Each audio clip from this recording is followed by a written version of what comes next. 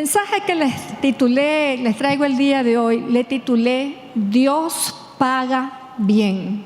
Dígale a su vecino, toque a su vecino y dígale, Dios paga muy bien. Ser mujer no es fácil. ¿Cuántas dicen amén? Amén. No es fácil. No es fácil no ha sido fácil en ninguna época de la historia de la humanidad. Y no ha sido fácil también en esta. Y para muchas mujeres en el mundo hoy en el día, créanmela, si nosotros la sentimos difícil. Usted solamente explora cómo viven las mujeres en otros lados del mundo, en Afganistán, hasta en China, todo eso. Y usted se va a decir, Dios mío, y así estoy triste. Es increíble el dolor, la humillación que pasan muchas mujeres alrededor del mundo. Nosotras aquí tenemos otro tipo de problemas, pero si nos tocara vivir lo que le ha tocado vivir a muchas mujeres, por ejemplo, en esos lados del mundo, son cosas indescriptibles. La historia de la mujer, usted por muy inverosímil que le haya parecido, la historia de la mujer adúltera, encontrada en adulterio, que fue apedreada, también aún en nuestra historia, es una realidad en la historia de nuestra era. Mujeres que tienen que pasar por castigos sociales indescriptibles a lo largo de la historia del mundo. Ahora usted podrá decir, bueno, gracias a Dios que no estoy sometida, tal vez más despacio con la foto. En nuestra generación, digamos en nuestro continente, tal vez no hay este tipo de abuso, este tipo de experiencia, pero también la mujer aquí, en este lado del mundo, tiene otros tipos de esclavitud. Por ejemplo, la esclavitud sexual es una de ellas. El uso de la mujer, ahora se me pone en la otra foto, el uso de la mujer para negocios sexuales. Es indescriptible la cantidad de lo que verdaderamente esto pasa en el mundo. Cuando yo veo a través de las Escrituras, me doy cuenta de que la mujer siempre ha tenido la desventaja en toda la historia de la humanidad. Imagínense cómo será que dice la historia, ¿verdad?, judía, que en el templo, cuando la gente llegaba a adorar a Dios, había una oración muy común entre los judíos que visitaban el templo. Ellos llegaban y daban gracias y decían algo como, Señor, te doy gracias porque no soy perro y tampoco soy mujer. A ese nivel. Por eso es de que cuando en la Biblia usted ve, digamos, a Jesús dignificando a la mujer, es algo nuevo realmente, porque en los tiempos de Cristo la mujer era vista como un mueble más de una casa, un mueble más. Siempre me había preguntado, ¿por qué tanto odio? ¿Por qué la mujer ha tenido en la historia que llevar una parte tan dura, un trato tan duro a través de la historia de la humanidad? Y eso es fácil de contestar. No se lo puse aquí, pero si ustedes me ponen ahí en la Biblia, Génesis capítulo 3, verso número 15. Génesis 3, verso 15, ahí está la respuesta. Cuando Dios llamó a cuenta tanto a la mujer como a Adán y también a la serpiente, hay una cosa que Dios dijo, y ahí está escrito, dice, pondré enemistad entre tú y la mujer. Satanás odia a la mujer. Está escrito que él es enemigo de la mujer. En este verso dice, haré que tú y la mujer sean enemigas. Satanás es un enemigo de la mujer. Y realmente cuando usted piensa en todas estas cosas, usted se dará cuenta de que verdaderamente ser mujer en este mundo es muy duro, es muy duro. Sin embargo, Hoy en día, nosotros podemos vivir a través del cristianismo, ¿verdad? Una realidad bien diferente. Pablo dijo en 1 Corintios, capítulo número 11, verso 11 y 2, lo siguiente. Mire lo que dice Pablo aquí. Dice: sin embargo, entre el pueblo del Señor, las mujeres no son independientes de los hombres, y los hombres no son independientes de las mujeres. Pues aunque la primera mujer provino de un hombre, todos los demás hombres nacieron de una mujer, y todo que dice proviene de Dios. El cristianismo dio un paso adelante en la historia de la humanidad para hacer entender a las sociedades que para Dios tanto el hombre como la mujer tenían el mismo valor, y también que un hombre, ¿verdad?, no puede ser independiente de una mujer, o una mujer puede ser independiente de un hombre. En otras palabras, Pablo estaba diciendo: ambos se necesitan. Tanto la mujer necesita al hombre, como también el hombre necesita a la mujer.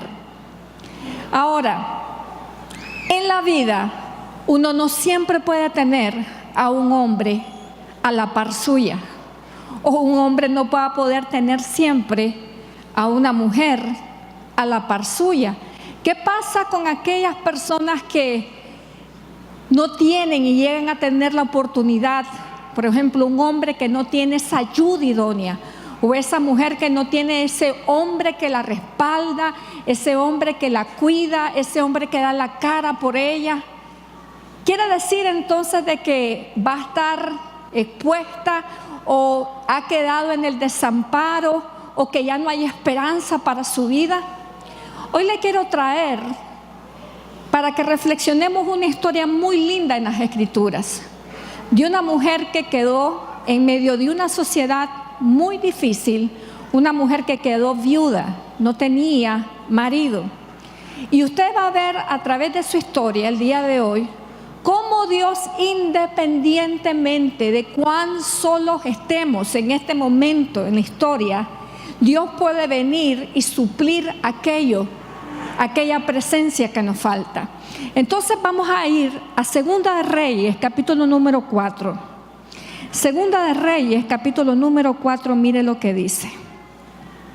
Esta mujer en las Escrituras no tiene un nombre, solamente se le titula una viuda. Y dice así: cierto día, la viuda de un miembro del grupo de profetas fue a ver a Eliseo y clamó: mi esposo, quien te servía, ha muerto, y tú sabes cuánto él temía al Señor. Pero ahora ha venido un acreedor y me amenaza con llevarse a mis 2 hijos como esclavos. Entonces en el verso 2 dice que Eliseo le preguntó: ¿cómo puedo ayudarte? Preguntó Eliseo: dime qué tienes en tu casa. Entonces la mujer, ¿qué dice que tenía? No tengo, ¿qué dice? Nada, solo un frasco de aceite de oliva, contestó ella. Entonces Eliseo le dijo: pídele a tus amigos y vecinos que te presten todas las jarras vacías que puedan, y luego ve a tu casa con tus hijos y cierra la puerta. Vierte en las jarras el aceite de oliva que tienes en tu frasco, y cuando se llenen, ponlas a un lado. En el verso 5, entonces ella hizo lo que se le indicó. Sus hijos le traían las jarras y ellas las llenaba una tras otra.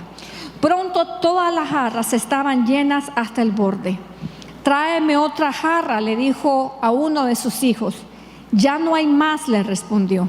Al instante el aceite de oliva dejó de fluir. En el verso 7, cuando ella le contó al hombre de Dios lo que había sucedido, él le dijo: ahora vende el aceite de oliva y paga tus deudas. Tú y tus hijos pueden vivir de lo que sobre.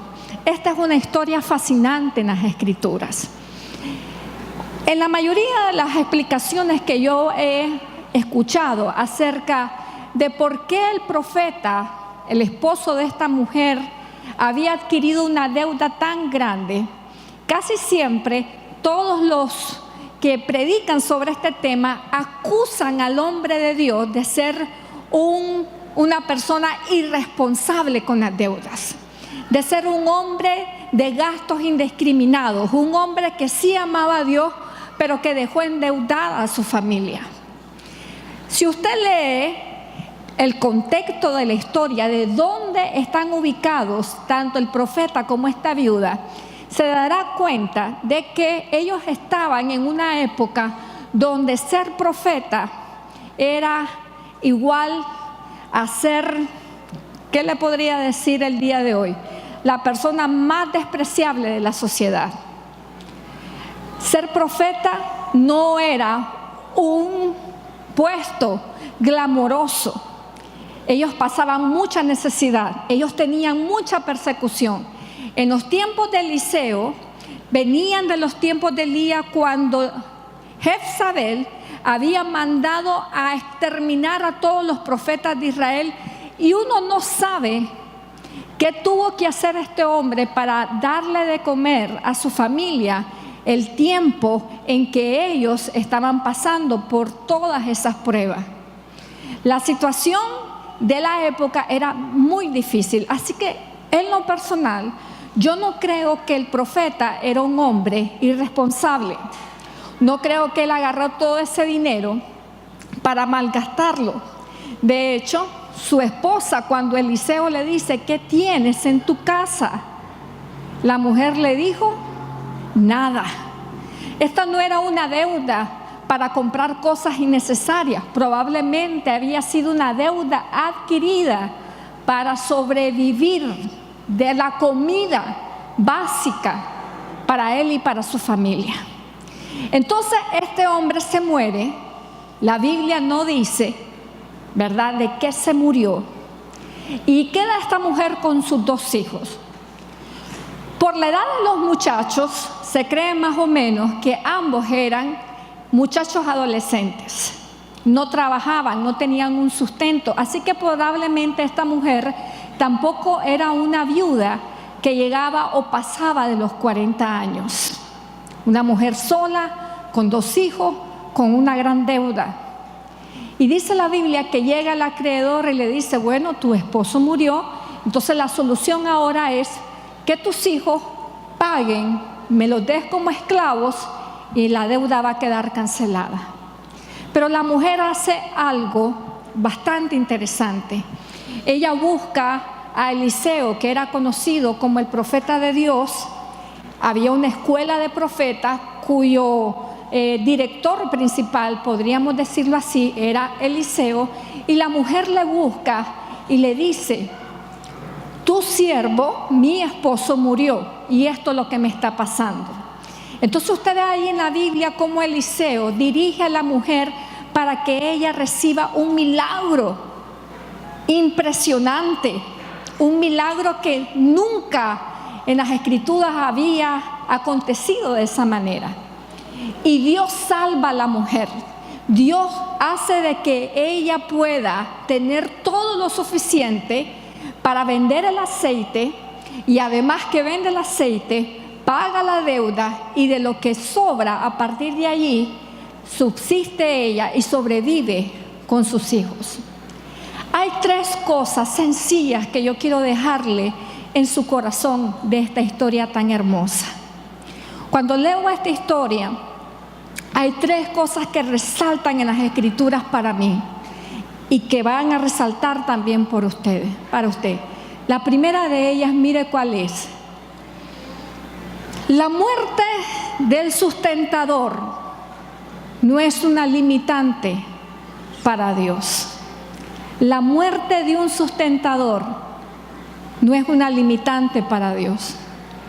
Yo le voy a decir que en tiempos de menor madurez espiritual, yo tenía uno de los grandes temores de mi vida, era quedarme viuda. Uno de los grandes temores de mi vida, porque yo decía: si mi esposo se muere y yo quedo con mis hijos pequeños, ¿y cómo voy a sobrevivir? Ahora yo por la gracia de Dios me preparé, tengo mi carrera universitaria, he trabajado, nunca me ha faltado un trabajo, pero aún así sentía de que si mi esposo era removido de mi vida, yo iba a quedar perdida en el espacio, que iba a quedar totalmente al desamparo, que me iba a sentir totalmente confundida y desorientada, y ese era uno de los grandes temores. Pero este verso bíblico, este pasaje bíblico que estamos leyendo, me recuerda de un principio muy importante, que Dios no necesita a otro ser humano para cumplir sus promesas, que Dios no necesita necesariamente de que otra persona esté con nosotros para asegurarse de nuestro futuro. Muchas veces uno dice, ¿qué va a pasar si el fulano me deja? ¿Qué va a pasar si se muere mi esposo? ¿Qué va a pasar si se va con otra y se divorcia de mí? ¿Sabe qué va a pasar? Lo que va a pasar es de que Dios tomará el lugar de la persona y Dios será para usted su sustentador. Amén. Dios será para usted su sustento. Y esa es una de las cosas que nos tenemos que animar. Mire lo que pasó en 2 de Reyes 4. Dice que la mujer volvió, dice, y le dijo, mi esposo quien te servía ha muerto. Y tú sabes cuánto él ha servido al Señor. Ya había muerto su principal apoyo para la mujer, pero Dios no había muerto. Un ser humano nunca va a quedar, un hijo de Dios nunca va a quedar desamparado. Aún si nos faltara nuestra mayor palanca de apoyo, ahí Dios se va a manifestar para nuestras vidas. Mi papá, déjeme darle un pequeño testimonio. Mi papá, dice él, que él amó a mi mamá desde que tenía 15 años. Fue el amor de su vida, mi mamá. Y yo sé, aunque él no es mi papá de sangre, pero fue un hombre extraordinario conmigo, con mi mamá. Yo lo amo mucho a él. Y cuando mi mamá estaba enferma de cáncer, yo decía, mi mayor preocupación era mi papá. Yo decía, mi papá se va a morir sin mi mamá. Ahora sí, porque ese había sido el amor de la vida de él. Y yo decía, sin mi mamá, mi papá se me va a ir despuesito de mi mamá. Siempre vivía con ese miedo. Bueno, llegó el día, mi mamá murió. Y resulta ser de que, como a los 2 años, él me llama y me dice, Carolina, tengo pena de decirte algo. No se preocupe, papi, dígame lo que sea. Y me dice, es que estoy jalando, me dice, tengo novia. Y él tenía 52 años para en ese entonces. Y yo le digo, ay, le digo, qué alegre. Al año me llama y me dice, Carolina, me voy a casar, quiero que vengas porque quiero que me sirvas de testigo en la boda. Y entonces me fui, ¿verdad? Él vive en Estados Unidos, se casó con una señora increíble que lo cuida hasta de más. Dice, vieras que necia, me dice, ella quiere hasta sobarme los pies y a mí eso no me gusta, dice. Y yo le doy tantas gracias a Dios, porque muchas veces uno tiene un temor tan grande. Si me falta este o si me falta el otro, si me quedo sola, si me quedo solo, ¿cómo voy a hacer para sobrevivir? Pero Dios siempre va a proveer. Mira lo que dice la Biblia en Deuteronomios, capítulo número 7, verso 9. Mira lo que dice la Biblia. Reconoce, por lo tanto, dice que el Señor tu Dios, diga, el Señor es mi Dios. Dice, es verdaderamente Dios. Él es Dios que dice fiel, quien cumple su pacto por ¿cuántas? Por 1000 generaciones y derrama su amor como inagotable sobre quienes los aman y obedecen sus mandamientos. Eso es usted, amén. Entonces, ¿sabe lo que va a pasar con su vida? Lo que va a pasar con su vida es que cuando su historia cese en la tierra, sus generaciones, Dios ya tiene allí el control sobre ellas. Dios tiene el control sobre ellas. A mí me impacta mucho, Pastora Francis, no le pedí permiso para contar su historia. ¿Me permite? Sí. La Pastora Francis, venga para acá. Esto no está planeado, pero venga. Es impresionante. Ella me contó una vez su historia. Y yo le voy a dejar a ella que cuente un poco su historia, porque usted va a ver la fidelidad de Dios. Ella quedó huérfana a los 6 años. Cuéntele lo que Dios hizo con usted y con sus hermanos. Bueno, Dios le bendiga, buenas noches. Pues cuando tenía 6 años, mi mamá murió de cáncer. Le comentaba a la pastora, ella tenía apenas 28 años cuando murió. Y teníamos 6 hermanos. Pero mi mamá, ella en su dolor de dejar 6 hijos, ella se puso a buscar un lugar donde nosotros pudiéramos vivir y quedar seguros, porque mi familia no tenía recursos para poder cuidarnos. Y pues mi papá tenía lastimosamente otra familia, pues yo tengo más hermanos. Y pues en eso encontró un lugar, gracias a Dios. Y como 5 o 6 días antes de que mi mamá muriera, ellos pues nos llegaron a traer a nuestro hogar. Y ahí pues Dios cuidó de nosotros todo ese tiempo en ese hogar, nos proveyó todo lo que necesitamos. Pude ir a la universidad, pude graduarme, pude hacer los viajes que yo quisiera, porque Dios es fiel y Dios cuida de sus hijos siempre, amén.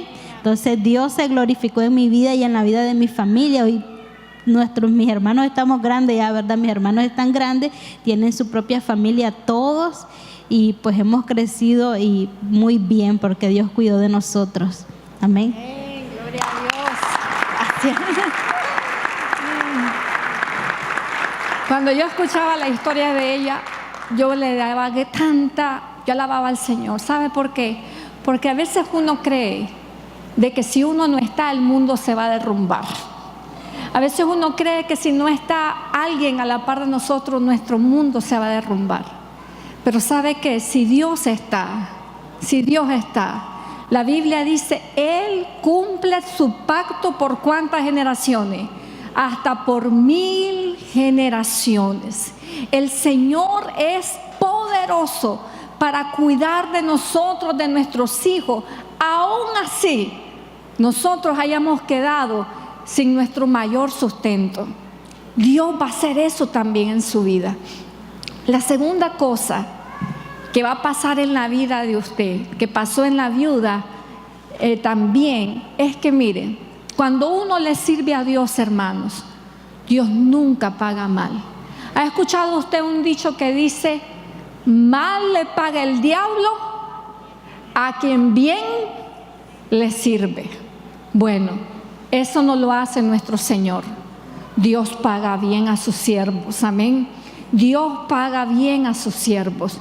Mira lo que la Biblia dice que era este hombre. En el siguiente verso, la Biblia habla, dando el testimonio del esposo de la viuda. Por eso cuando me dicen a mí de que este hombre fue un hombre irresponsable por haber dejado una gran deuda, yo rechazo eso. Yo no acepto esa interpretación. Porque la Biblia dice, y ella da testimonio de su propio esposo. Y mire, lo que una mujer dice de su esposo vale mucho. O lo que un esposo dice de su esposa vale mucho.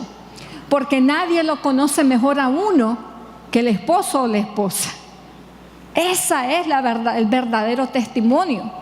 Y esta mujer, mire lo que le dijo al profeta. Y tú sabes, le dice, cuánto, ¿qué dice? Él temía al Señor. Tú sabes, le dice, cuánto él temía al Señor. Este hombre había sido un hombre de Dios. ¿Y sabe qué?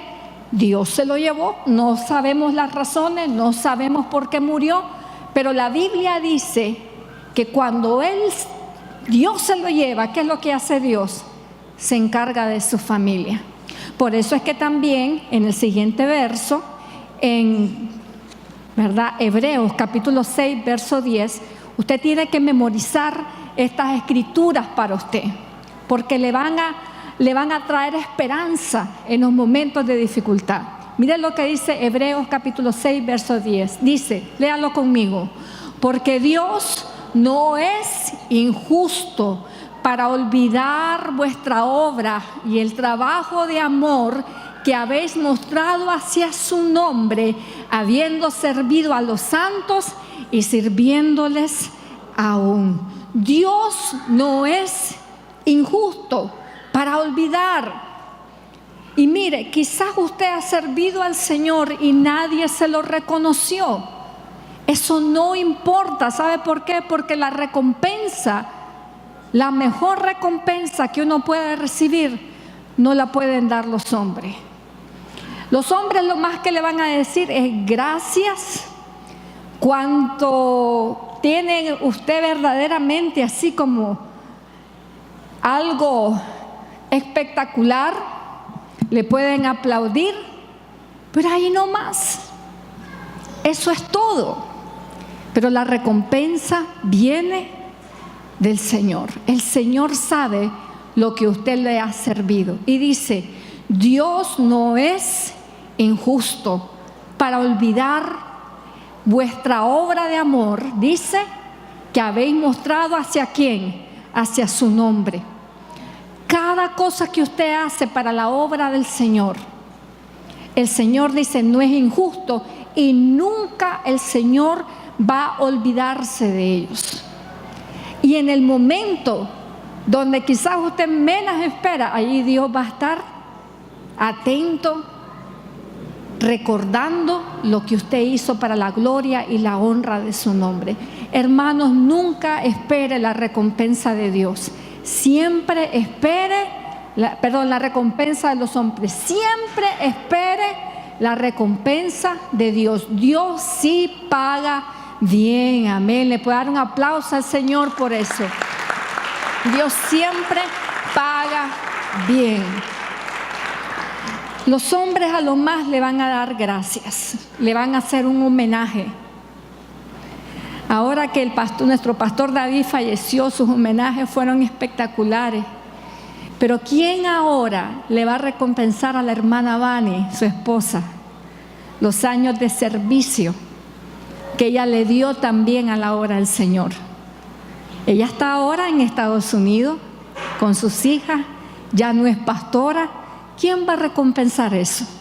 Ya ninguno de nosotros estamos ahí para cuidarla, pero Dios va a estar ahí con ella para siempre, amén, para siempre. La tercera lección, y con esto termino, que usted puede extraer de ese precioso personaje, de la viuda, es que Dios bendice la obediencia. Diga conmigo, Dios bendice la obediencia. Miren, no se necesita ser un físico matemático ni nada para saber de que si yo tengo un pequeño frasco de aceite, voy a llenar con eso tinajas y tinajas y tinajas y tinajas de aceite. Mire lo que la Biblia dice de que Eliseo le pidió a la viuda. Mire qué cosa más increíble. Él le pide, ve donde todos tus amigos y donde todos tus vecinos, y que cada quien te dé todas las tinajas habidas y por haber. Y ella fue. Y entonces le dice, enciérrate en la casa con tu hijo, con tus hijos. Yo pienso que el profeta le dijo así porque sabía de que si la gente la observaba, la gente iba a decir, está loca, ¿para qué quiere tanta tinaja? Y tal vez le iban a preguntar, ¿y qué vas a hacer con todo eso? Es que voy a llenar de aceite. ¿De dónde vas a sacar aceite? De esta botellita. Todo el mundo se hubiera reído tanto de ella que a lo mejor hasta ella hubiera perdido la fe. Entonces el profeta le dice, ¿sabe qué? Calladito la boca, métase en su casa. Mire, cuando usted va a obedecer a Dios en algo, nadie los tiene que estar viendo. Eso es algo entre usted y Dios. Cuando Dios le pide que haga algo por fe, No todo el mundo tiene que saber su plan. Eliseo le dijo a la mujer, métase en su casa, y ahí comienza a vertir el aceite. Y dice, mire lo que dice la escritura de ella. Dice, entonces ella hizo, ¿qué dice? Lo que se le indicó. Personalmente, yo hubiera tenido muchas dudas al hacer eso. Métase en su casa y comienza a vertir, como, ¿qué me está diciendo? Probablemente me hubiera reído o le hubiera dicho, mire, si no me va a ayudar, dígamelo ya, pero a mí no me estés con eso. Cara, ¿de qué me vio? No sé, yo le hubiera dicho algo así. Tal vez usted tiene más fe y usted hubiera hecho lo de la mujer, pero yo aquí, esta simple mortal, yo le hubiera dicho, no, si no me va a ayudar, ¿verdad? Tampoco me estorbe. Pero el hombre le dice, vaya y hágalo. Y ella fue y lo hizo. Obediencia incondicional, sin cuestionar. Y entonces dice la Biblia que producto de esa obediencia que ella tuvo, un milagro sucedió. ¿Qué pasó? Comenzó a venir aceite de los lugares que ella menos esperaba. O sea, comenzó a haber tanto aceite que con ese aceite pagó su deuda. Hermanos, ¿cuántas cosas Dios le ha pedido a usted que haga? Que tal vez no son tan lógicas. Y usted dice, ay, pero ¿por qué voy a hacer esto? Me suena como loco. Y tal vez Dios le está diciendo, vaya y haga eso. Y usted no lo hace. Pero mire, cuando uno obedece, aunque la orden no haya sido, ¿verdad?, una orden lógica y coherente, Dios va a bendecir la obediencia. Dios siempre bendice la obediencia. Mire lo que dice la Biblia. Y entonces ella hizo lo que se le indicó. Mire, yo he fallado muchas veces en la vida porque Dios me ha dado órdenes, me ha dicho cosas, no haga esto, nunca se me va a olvidar. Corría el año 1996 y cuando estaba trabajando, alguien me dice, deme fianza para una deuda. Y mire, yo sabía que en Proverbios había un pasaje que decía, no seas fiador de nadie.